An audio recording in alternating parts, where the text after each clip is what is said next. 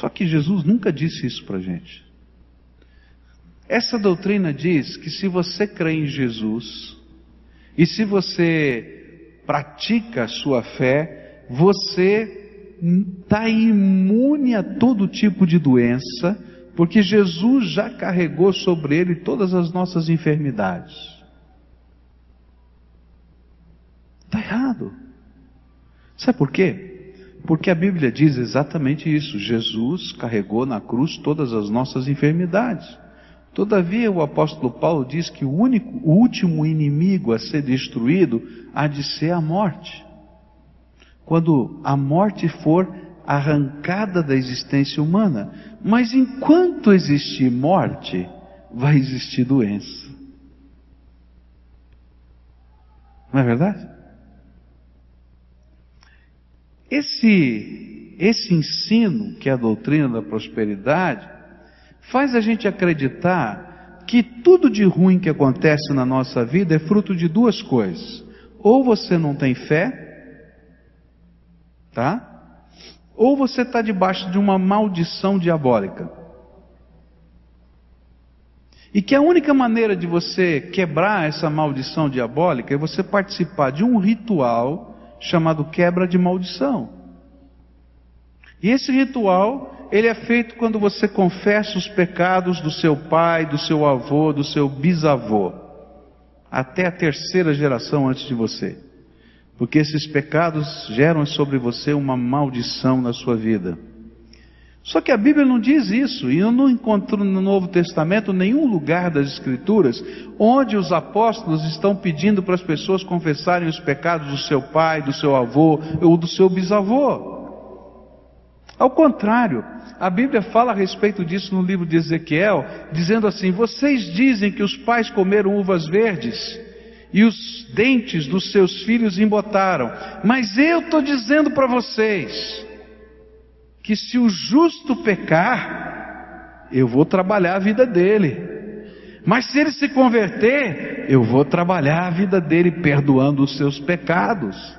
E que o pecado do pai não vai afetar a vida do filho espiritualmente. Está escrito nas Escrituras. Agora, por quê? A Bíblia diz que o espírito desse mundo tem alguns valores. E um dos valores do espírito desse mundo é grana. Tem muita gente que não entende o porquê a gente dá o dízimo. Inclusive a Veja dessa semana está discutindo por que dá dízimo, por que não dá dízimo. A gente dá o dízimo para reconhecer que Deus é Senhor da minha vida. Não é para fazer uma troca com Deus para ficar rico.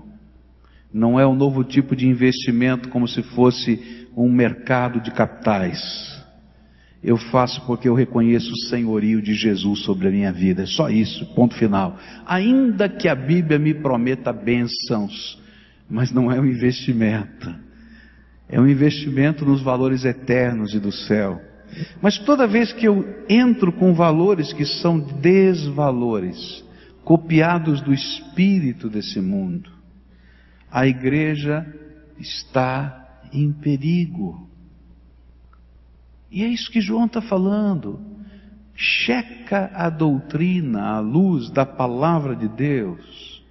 Checa a doutrina à luz dos valores da fé. E não apenas dos valores desse mundo. E toda vez que eu quero fazer um ajuste desse jeito, seja na igreja evangélica, católica ou qualquer uma, a gente vai caminhar por caminhos do anticristo. No final do século XIX, vai surgir na Europa uma doutrina que é um grande sincretismo religioso entre cristianismo e paganismo, que é o conhecido espiritismo kardecista. Todas as práticas e ensinos do chamado Allan Kardec, elas nasceram no Egito Antigo e eram práticas pagãs. Mas ele conseguiu, através de uma releitura do Evangelho, e escrevendo o Evangelho segundo Allan Kardec, incluir naquela prática pagã a figura de Jesus Cristo. E de repente, alguns dizem, não, o Espiritismo é cristão. Não é, queridos, porque o conceito que eles têm de Jesus não tem nada a ver com o Cristo das Escrituras. Se você perguntar para qualquer espírita se crê que Jesus é o Filho de Deus encarnado, que nasceu virginalmente de Maria, ele vai dizer que não. Sabe por quê? Porque na doutrina deles, Jesus é um homem muito especial, que já se reencarnou, que chegou ao ápice da espiritualidade humana, ao éon mais próximo do divino. Mas ele nunca foi, na visão deles, o Deus que se fez homem e nunca nasceu virginalmente de Maria. E aí a gente diz, espera aí, é cristianismo ou não é cristianismo? Não, queridos, não é cristianismo. Por isso hoje eu queria que você pudesse buscar Jesus e fazer uma renovação dos seus votos espirituais. Você pudesse dizer para Jesus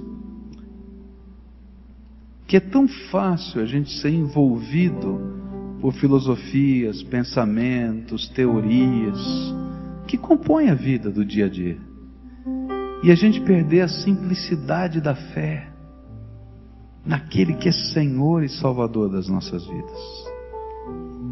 E aí a gente pedir para o Senhor, nessa renovação de pacto, que Ele abra os nossos olhos, que toda cegueira que está sobre os meus olhos possa cair por terra, e a gente poder aprender de novo com Ele e na palavra dEle, a viver uma vida que agrade ao Senhor dos nossos olhos, da nossa vida, das nossas mãos, dos nossos pés, dos nossos lábios.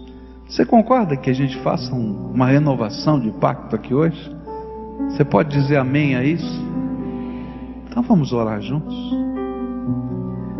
Senhor Jesus, muito obrigado pela Tua palavra.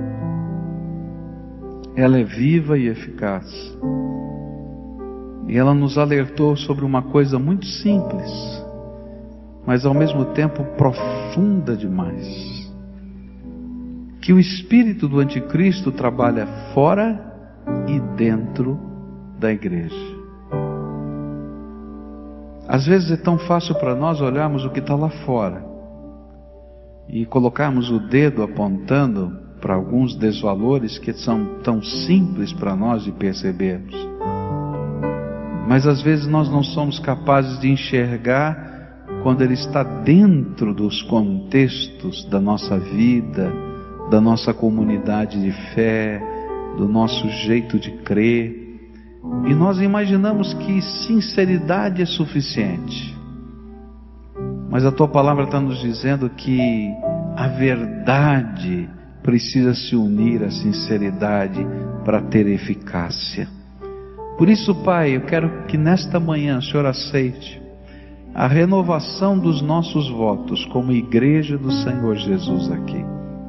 Abre os nossos olhos, abre a nossa mente, abre o nosso coração, de tal maneira que possamos servir ao Senhor com inteireza de alma.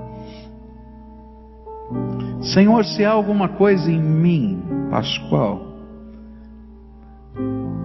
no aspecto doutrinário, no aspecto de valores de vida, como um pregador do Evangelho que eu sou, que não se enquadra no padrão do Senhor, eu quero te pedir misericórdia sobre a minha vida e pedir que o Senhor me ajude a corrigir e acertar, porque eu quero viver para a Tua glória e não tem sentido ser um pregador das minhas ideias.